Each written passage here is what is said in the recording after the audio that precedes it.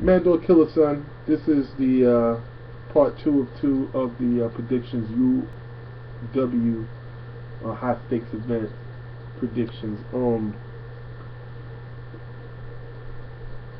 You know, this main event, Hollow versus Lux. You know, Hollow the Dudanon versus Loaded Lux. It's gonna be, I think it's gonna be epic. I think these guys is ready. I think it's some bad blood. I think Hollow is coming into the battle on that. I'm ready to rock out. You know, he's talking a little slick about Lux after his his little scuffle with John, and he was kind of saying Lux was hiding somewhere. I don't think that's true, but just for him saying that, just to throw it out there, look like if he ready to be on this shit. So shout to Hollow for battling Surf and staying relevant, and he got a resume that you can say not too many people could rock with, as far as, you know, going against Lux. Maybe Arsenal has a resume like that, but Arsenal ain't gonna go against Lux. You know, they homies. You know, just about all the crazy dudes.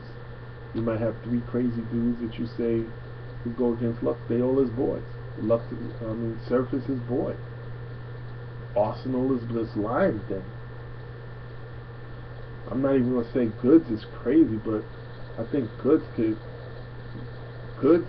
surprise people and give a good battle against like a dude like Lux. But he's not gonna do it. That's his boy. You know.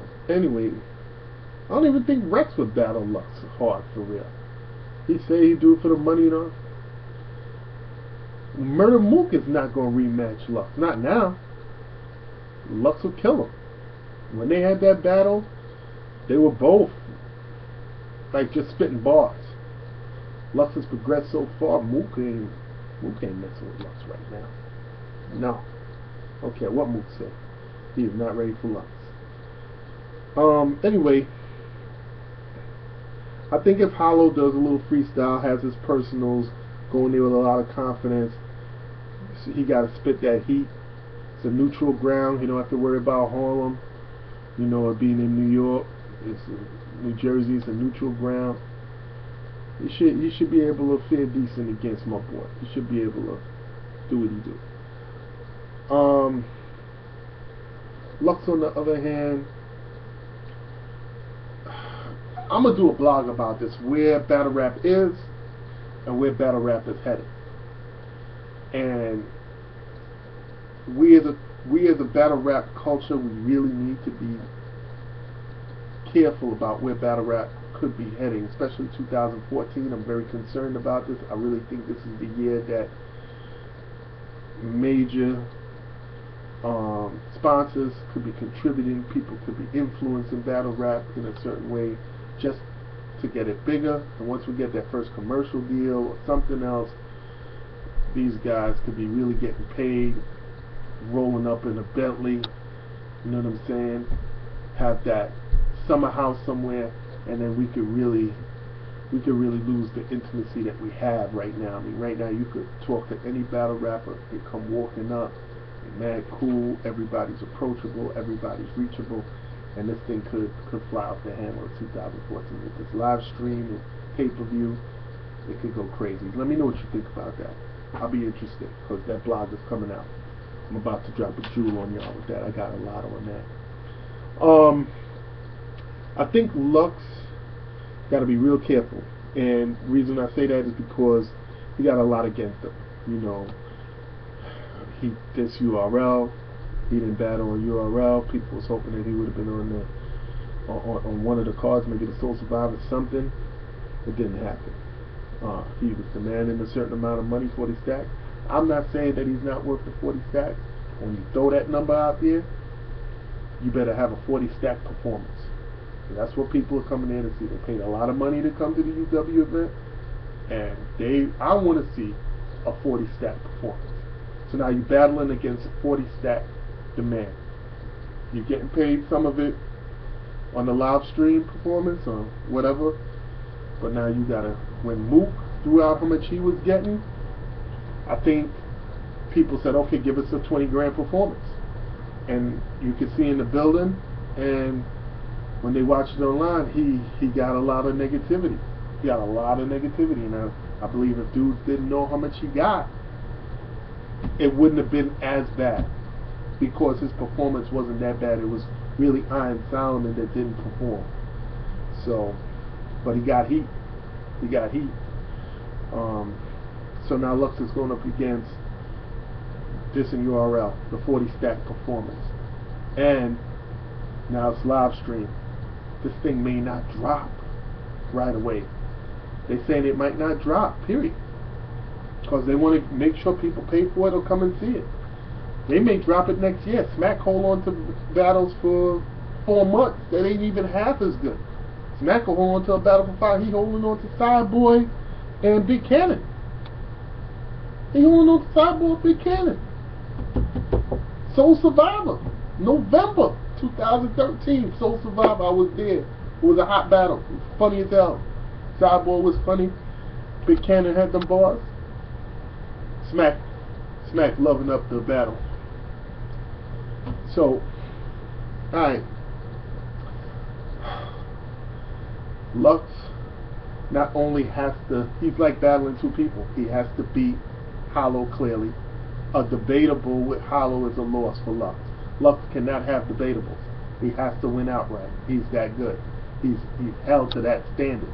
When you held to that standard and you're considered like a rap god, shout out to Eminem with that song Rap God, which I thought is fire. If you can't rap like that or do that kind of thing, don't come at my boy sideways. But anyway, let me know what you think about Rap God. But when you battling like Lux battles once a year, you can't have debatables. Once every 2 or 3 years, you got to come out and smash. And they hold you to that level.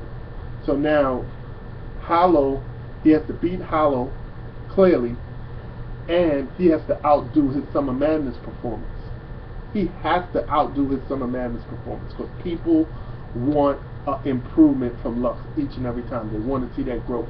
If he doesn't outdo his Summer Madness performance and he's getting 40 stacks, and then he can't beat Hollow, it's like a double loss. He has a lot going against him. All that being said, the only person that could possibly pull this off is Loaded Lux. I wouldn't bet on this type of challenge that he has, but I will say this: I think he's gonna win 2-1. That's the way I feel. I think he's gonna win 2-1. I think that he may not have the props and the antics of Summer Madness, but I think he's gonna outperform. He's not gonna choke, can't choke, not for 40 stacks. You gotta, and it's a neutral ground. You're not gonna have Harlem behind you. You gotta, they're not gonna wait for them bars to hit. You gotta hit them bars, homie. You gotta hit them bars. Anyway, come there with a 90s outfit, Gazelle frames, Kango, you know what I'm saying, the do-rag. When you take it off, you see all the lines. You know what I'm saying? Shell-toed Adidas, maybe some fat laces. Remember when you had to put the plastic in there to make sure the shoe was wide enough so you look right in your b-boy stance? You know what I'm saying? You get rolled on in Brooklyn if you wearing them shell tops and you can't, and the shoes is loose and you can't hold that down. You gotta have juice to wear that, or you gotta be able to hold that down. Have that jammy on you or something. People roll on you for your Gazelle frames, your Adidas, your 8-ball jacket, your Bubble Goose. He could bring a Bubble Goose or sheepskin. Do something, dog. Bring something to say, oh yeah, I remember that. Smelt that. That's what's up. Alright, you could have some gold fronts in there. Maybe a 3-finger ring. Bring a 4-finger ring back. Have an old, like a Big Daddy Kane. Have a 3-finger and a 4-finger ring in there, man. I respect that. Show me something, man. Bring back some culture to this. Yo, let me know what you think. Mad Dog Killer. You know what I'm saying? Yo, shout out to the boy Chris Unbiased Review. Shout out to Jay Black. Support ARP and his battle rap movement. And Angry Fan. Holla at your boy. Angry Fan 007. I'll definitely fuck with you. And you know what I'm saying? Let me know what you think, man. Subscribe to the channel. Mad Dog Killer. 077 at Twitter.